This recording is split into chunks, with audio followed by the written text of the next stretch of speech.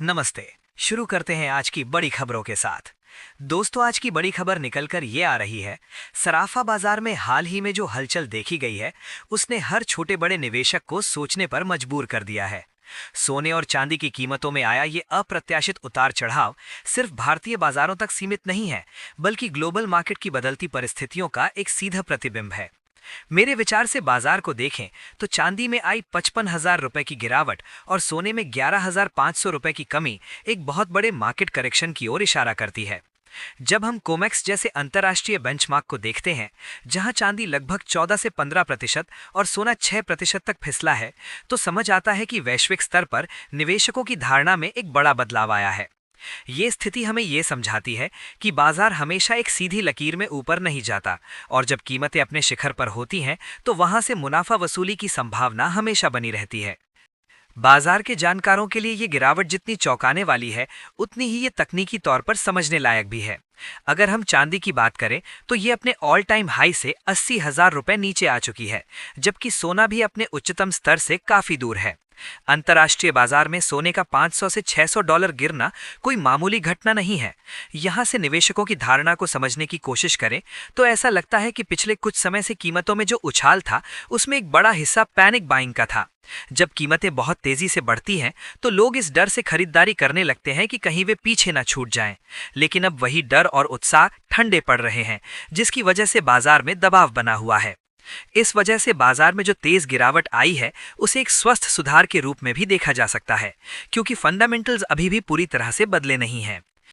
दिलचस्प बात यह है कि इस भारी गिरावट के पीछे कोई बहुत बड़ा नकारात्मक भू राजनीतिक कारण या किसी नई टैरिफ नीति का हाथ नहीं दिखाई देता। आमतौर पर जब बाजार इस तरह गिरता है तो हम किसी युद्ध या बड़ी आर्थिक नीति को जिम्मेदार ठहराते हैं, लेकिन इस बार मामला कुछ अलग है। ये गिरावट मुख्य रूप से एक टेक्निकल रिवर्सल की तरह लग रही है, जहां बाजार ने अपनी पिछली बढ़त को पचाने का फैसला किया था। पिछले दिनों चांदी ने जिस तरह 42,000 रुपए की रिकॉर्ड छलांग लगाई थी और फिर चंद घंटों में ही बड़ा हिस्सा गंवा दिया था, वो बताता है कि ऊपरी स्तरों पर टिक पाना फिलहाल मुश्किल था। आज की चाल को देखकर बाजार की धारणा यही बनती है कि अब निवेशक बहुत सतर्क हो गए हैं और किसी भी नई खरीदारी से पहले बाजार के स्थिर होने का इंतजार कर रहे हैं। ग्लोबल मार्केट और उसका घरेलू बाजार पर असर हमेशा से ही गहरा रहा है। विदेशी पोर्टफोलियो निवेशक यानी एफआईआई और घरेलू संस्थागत निवेशक यानी डीआईआई की गतिविधियों से बाजार की दिशा तय होती है। जब वैश्विक स्तर पर डॉलर मजबूत होता है या अंतर्राष्ट्रीय बॉन्ड यील्ड में बदलाव आता है, तो उसका सीधा असर सोने चांदी की कीमतों पर पड़ता है। फिलहाल रुपया और कच्चे तेल की चाल भी निवेशकों की सोच में बदलाव ला रही है। बाजार में चल रही इस उठापटक के बीच सेक्टर रोटेशन की भी संभावना बन रही है, क्योंकि जो पैसा कीमती धातुओं से निकल रहा है, वो धीरे धीरे अन्य सुरक्षित संपत्तियों या इक्विटी मार्केट के चुनिंदा सेक्टरों की ओर मुड़ सकता है। नीति या पॉलिसी के मोर्चे पर फिलहाल कोई बड़ी घोषणा नहीं हुई है, लेकिन निवेशकों की नजरें अब केंद्रीय बैंकों के अगले कदमों पर टिकी हैं। आने वाले सत्र में बाजार का संभावित मूड और सतर्कता के कारणों पर गौर करें तो हमें ये समझना होगा कि ऐसी बड़ी गिरावट के बाद बाजार को संभलने में समय लगता है। रातों रात कीमतें फिर से पुराने शिखर पर पहुंच जाएं, इसकी संभावना कम ही दिखती है। अब बाजार एक कंसोलिडेशन फेज में जा सकता है, जहां कीमतें एक निश्चित दायरे में घूमती नजर आ सकती हैं।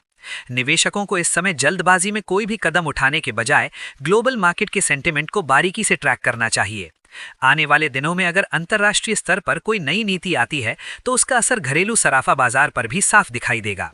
मौजूदा परिस्थितियों को देखते हुए समझदारी इसी में है कि बाजार की इस चाल को एक सबक की तरह लिया जाए और ये समझा जाए कि अनियंत्रित रैली के बाद हमेशा एक ठहराव आता है।